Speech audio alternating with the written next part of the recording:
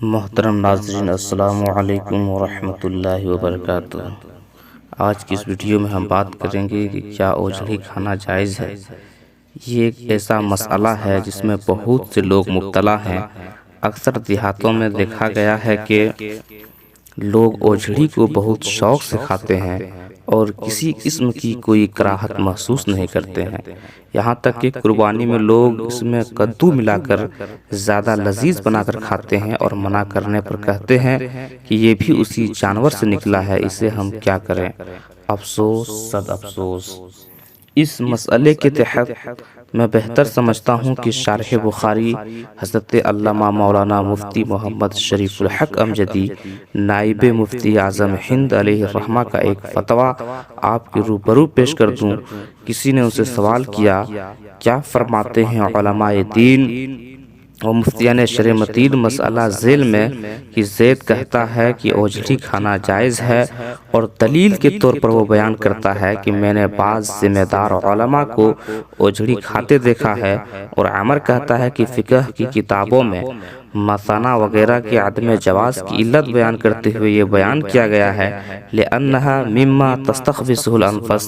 تو اگر مثانہ وغیرہ کے کھانے کے ناجائز ہونے کی وجہ خباثت ہی ہے تو اوجھڑی اور آنتے کسی طرح بھی خباثت میں مثانہ سے کم نہیں، کیونکہ مثانہ اگر معدن بول ہے تو اوجھڑی اور آنتے مخزن فرث گوبر کی جگہ۔ تو دریافت طلب امر یہ ہے کہ زید اور عمر میں کس کا قول صحیح ہے اور اوجھڑی اور آنتے کھانا جائز ہے یا نہیں۔ تو جواب میں فرماتے ہیں کہ اوجھڑی اور آنتوں کا کھانا مکروہ تحریمی ہے، اور مکروہ تحریمی کا ارتکاب ناجائز و گناہ ہے۔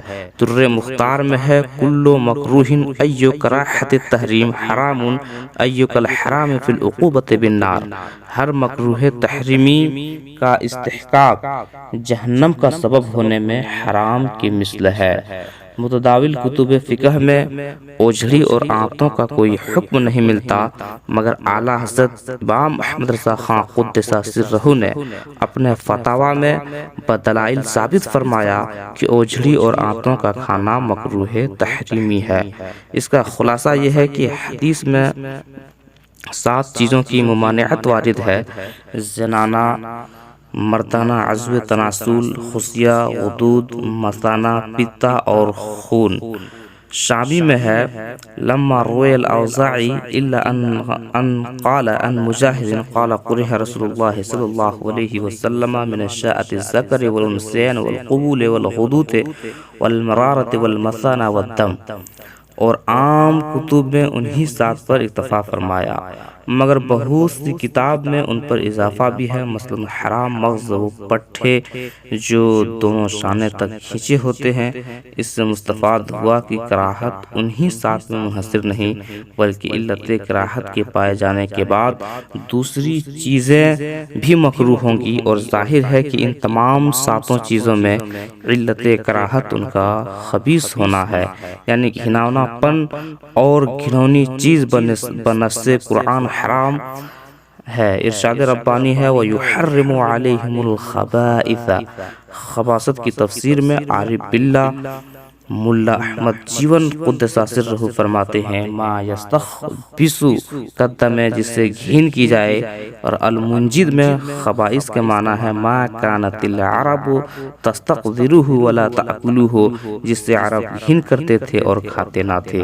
علامہ شامی حدیث مذکور کے نقل کے بعد فرماتے ہیں، امام اعظم فرماتے ہیں خون حرام قطعی ہے اور بقیہ 6 مکروہ ہیں، اور یہ اس لیے کہ اللہ عز و جل کا ارشاد ہے تم پر مردار اور خون حرام کیا گیا، تو چونکہ خون کو نس شامل ہے اسی لیے وہ حرام قطعی ہے۔ خون کے علاوہ بقیہ چیزوں کے مکروہ ہونے کی علت یہ ہے کہ ان سے گھین آتی ہے اور یہ ناپسند ہے، اور کسی چیز کا گھناؤنا ہونا کراہت کا سبب ہے، اس لیے کہ اللہ عز و جل نے فرمایا یہ نبی ان پر گندی چیزیں حرام کرتے ہیں۔ ذیلعی بدائع آخر کتاب الذبائح میں ہے، جو مجاہد سے مروی ہے، اس سے مراد مکروہ تحریمی ہے۔ تو ان باتوں سے اور ان عبارت سے ظاہر ہو گیا کہ ہر گندی گھناونی چیز مکروہ تحریمی ہے، اور ان چیزوں کے مکروہ ہونے کی علت ان کا خبیث گندا گھناونا ہونا ہے۔ لہذا جو چیزیں بھی ان کی طرح گندی گھناونی ہوں گی مکروہ تحریمی ہوگی۔ غور کیجئے عضو تناسل کیوں خبیث ہے؟ اس وجہ سے کہ یہ نجاست کی گزرگاہ ہے، اور اوجھڑی اور آنتیں گزرگاہ ہی نہیں مخزن ہے۔ مثانہ کیوں خبیث ہے؟